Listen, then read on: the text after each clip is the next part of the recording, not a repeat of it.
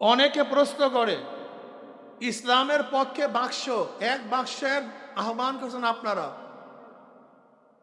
সারা দিছে অনেকে, আপনারা নাই। আপনার অনৈক্যের মূল, ইসলামের সবচেয়ে বড় শত্রু আপনারা। আপনাদের জন্য কিচ্ছু হইল না, এরকম প্রশ্ন আছে কি নাই? হইতে হইতে তো এই পর্যন্ত আসছে। হ্যাঁ, আমরা দালাল, কোনো সন্দেহ নাকি আল্লাহ আল্লাহ রসুলের দালাল। আমরা কি বলি? ইসলামের পক্ষে ঘোষণা দিয়েছিলাম, নেতৃত্বে ছিল, স্টিয়ারিং ছিল পিসাবুদের চরমনাই দামাত বরকাতুল্লাহ আলিয়া। আমাদের দল, আমাদের গ্রুপ, আমাদের জামাত চলতেছিল মদিনার দিকে, ইসলাম হুকুমত কায়েম করব। হঠাৎ করে দেখি স্টিয়ারিং চিন্তায় হয়ে গেছে, স্টিয়ারিং হয়ে গেছে, ড্রাইভিং এ পিসাব চরমনাই নাই, অন্যজন। আমরা চলতেছিলাম মদিনার দিকে, হঠাৎ দেখে চলছে আমেরিকার দিকে।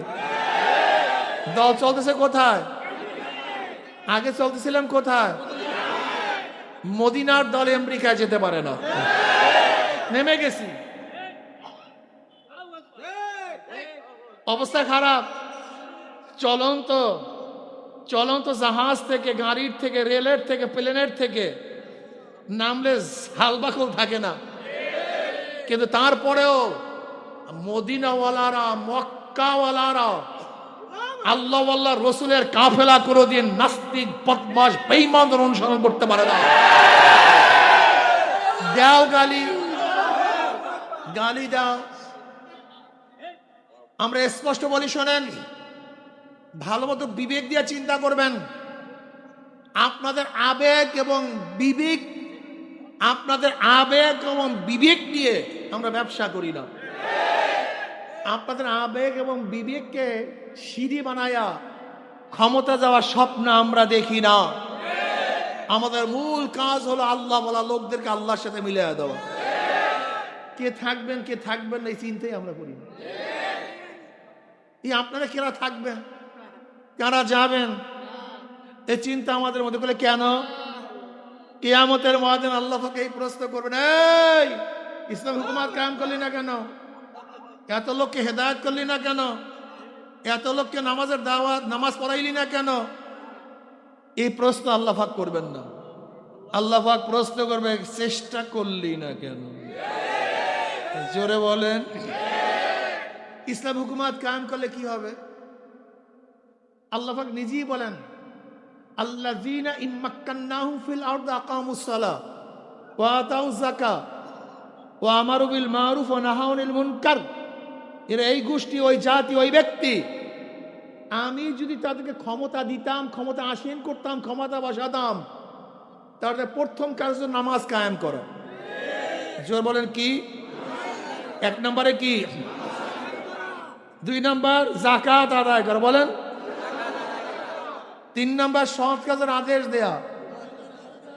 4 নম্বর অসৎ কাজ থেকে, যদি ক্ষমতা ইসলাম যায়, ইসলাম ওনারা ক্ষমতায় ঢোকে, ক্ষমতায় আসীন হয়, 4টা কাজ। নামাজ, জোরে বলেন, 1 নম্বরে, 2 নম্বরে, 3 নম্বরে, 4 নম্বরে। আর তুমি ক্ষমতায় যেতে চাও ইসলামকে বাদ দিয়া, ইসলামকে জবাই দিয়া। অনেকে বলে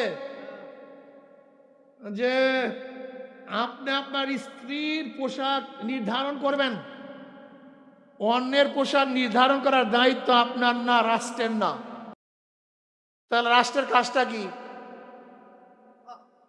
আপনি চিন্তা করছেন এই কথার মূল মিনটা কি হয়? যদি আপনি আপনারই কাজ করেন, সেই কাজটা তো আমরা করতেই আসি, সে কাজটা প্রত্যেকে ব্যক্তিগত করতেই আসি। ইসলাম হুকুমত কায়েম করতে চান কেন? যেই কাজটা ইসলাম অনুযায়ী আমি করি, সেই কাজটা যেন সবাই করতে পারে, সেই ব্যবস্থা করা। যাই হোক, চরমনাওয়ালাদের কাজ হলো আল্লাহ বলা লোকদেরকে আল্লাহর সাথে নামাজি বানানো। জোরে বলেন, কি বানানো? কিন্তু কত লোক নামাজি বানাবে এই সংখ্যা আমাদের নির্ধারিত নেই, জানাও নেই, এটা আমরা বুঝিও না। আমাদের কাজ হলো দাওয়াত দেয়া, কে দাওয়াত কবুল করবেন অথবা করবেন না আপনি বুঝবেন, আল্লাহ বুঝবেন। ইসলাম হুকুমাত কায়েম করার জন্য সর্বোচ্চ চেষ্টা করা আমার দায়িত্ব, হবে কি হবে না জানি না, জানি, জোরে বলেন। নবী নূহ আলাইহিস সালাতু 950 বছর চেষ্টা করে মাত্র 40, 70 বা 80 জন লোককে হেদায়েত করছে, নবুয়তের কোনো কমতি হয়নি। এখন বয়ান করতেছি, বয়ান করব, কেউ যদি নামাজ না পড়েন আল্লাহ জিজ্ঞাসা করবে নামাজ পড়েলি না কেন, বরং প্রশ্ন করবে হক কথা বললি না কেন, সঠিক দাওয়াত দিলি না কেন। অধিকাংশ মানুষ দাড়ি রাখে না, তুই দাড়ির বয়ান কেন করো নাই? যেহেতু তোর বড় লোক মুড়ি ছুটিয়া যাবে এর জন্য দাড়ির বয়ান করস নাই, কথা কয় না, জিভটা টানিয়া দেয়। সত্য কথা বলি না, সুদের বয়ান করস না কারণ তোর বড় লোক বন্ধুরা ছুটিয়া যাবে, বুড়ি ছুটিয়া যাবে।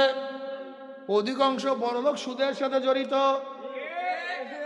তুই পর্দার বয়ান করস না কেন? যেহেতু অধিকাংশ মানুষ পর্দা করে না এর জন্য তুই পর্দার বয়ান সারিয়া দিস। যদিও মানুষ তোকে দরবেশ মনে করছে, পীর মনে করছে, কিন্তু আমি মাওলা তোর কলবের দিকে তাকাইয়াছিলাম নাকি। ওয়াসিরু কওলাকুম আবিজহারু বিহি ইন্নাহু আলিমুম বিযাতিস সুদূর। অন্তরের খবর কে জানে? আরে সব মাওলা। পর্দার বয়ান তো এখন করাই যায় না, পর্দার বয়ান কেউ শুনতেও চায় না। এই শোনেন মুসলমানরা, মুমিনেরা, গোটা দুনিয়ার কোন পীর, কোন মুহাদ্দিস, কোন মুফতি কেউ যদি পর্দা না করে তারপরে পর্দা ফরজ। কেউ যদি পর্দাকে অস্বীকার করে সে বেঈমান। এই ভালো মতো ঈমান মজবুত করেন, এই জমানে ঈমান রাখাই তো কঠিন। ইসলামের নামে বেপর্দা মেয়েদেরকে নিয়ে বর্তমানে কথা কয় না।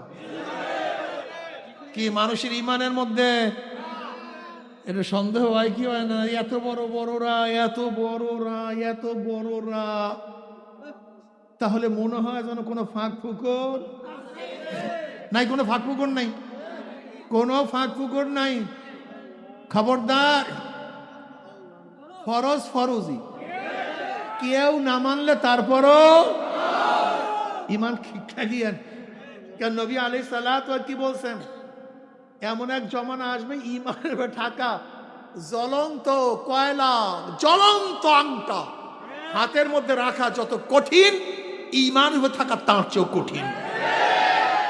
মজবুত থাকিয়েন, খবরদার, খবরদার। চরমোনায় পীর সাহেব দাড়ি ছাঁটলে বা দাড়ি কাটলি দাড়ি ছাঁটা কামানো জায়েজ হয়ে যাবে, কথা কয় না। কোন মুহাদ্দিস, কোন মুফতির দাড়ি ছাঁটলে কাটলি দাড়ি ছাঁটা কাটা জায়েজ হয়ে যাবে। ঈমান মজবুত রাখেন, খবরদার, ঈমান হারাবেন না, খবরদার, খবরদার। যত বড় যেই হোক না কেন বেপর্দা মেয়েদেরকে না মিছিল করা সম্পূর্ণ হারাম নাকি হালাল?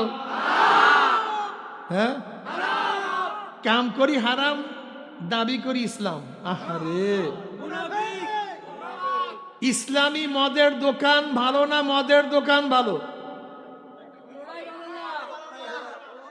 এর মধ্যে কোনটা ভালো কোনটা খারাপ বলেন তো? হ্যাঁ, কোনটা বেশি হারাম? ইসলামী মদের দোকান আর শুধু মদের দোকান। ইসলামী মদের দোকান আর মদের দোকানের মধ্যে পার্থক্য কি জানেন? বলেন তো। ইসলামে মদের দোকান লাগাইলে ঈমান শেষ, বেঈমান হয়ে যায়। আর মদের দোকান লাগাইলে বেঈমান হয় না, ফাসেক হয়। বুঝতে পারি না। কিন্তু ইসলামের মধ্যে মদের দোকান, কেউ যদি ইসলামী মদের দোকান লাগায় তার মানে ইসলামের মধ্যে মদ, তাই যেইটি ইসলামে নাই সেটি ইসলামের মধ্যে আনা, এটার নাম কুফুরি। বুঝাতে পারিনি মনে কথা। এক ব্যক্তি জীবনভর নামাজ পড়ে না, জীবনভর নামাজ পড়ে না, জীবনভর রোজা রাখে না, জীবনভর পর্দা করে না, অপকর্মের মধ্যে লিপ্ত ছিল, কিন্তু কলেমা পড়ছে, এই ব্যক্তি কেউ কাফের বলতে পারবে? কিন্তু কেউ যদি বলে নামাজ লাগে না, রোজা লাগে না, এক ব্যক্তি বেপর্দাও অপকর্মও করে কিন্তু কলেমা পড়ছে, বেঈমান, কিন্তু তুই বলে এটা বৈধ, ভালো মতো মনে রাখবেন, অস্বীকার এক জিনিস, আমল না করা ভিন্ন জিনিস, আমল না করা ভিন্ন জিনিস, অস্বীকার ভিন্ন জিনিস, খুব ভালো মতো মনে রাখবেন। এক ব্যক্তি বেপর্দা ফাসেক, কিন্তু ইনিয়ে বিনিয়ে এই মুহূর্ত দিয়া যদি বিপদটাকে জায়েজ করতে যায়, এর ইসলামিক মদের দোকান আর মদের দোকান এক জিনিস না। ইসলামের নামে বেপর্দা জনসভা, ইসলামের নামে বেপর্দা মেয়েদের কিনিয়া মিছিল করা, আর গায়ের ইসলামের দলের বেপর্দা মেয়েদেরকে নিয়ে মিছিল করা এক, ঠিক না?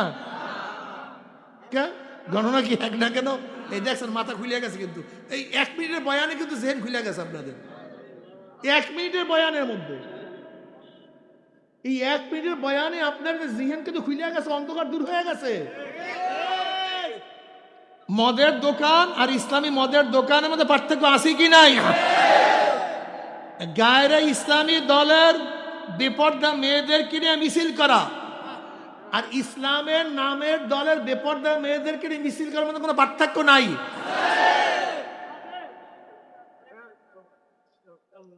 একটা হলো মদের দোকান আর একটা হলো ইসলামের নামের মদের দোকান। দেখবেন এত গালি দিবে, আচ্ছা গালি দিলা কেন, এই প্রশ্নের জবাব দাও। গালি দিয়ে লাভটা কি? আমরা তো গালি খাইতে খাইতে ওটা ভূত হয়ে গেছি, আমরা তো ভূত হয়ে গেছি।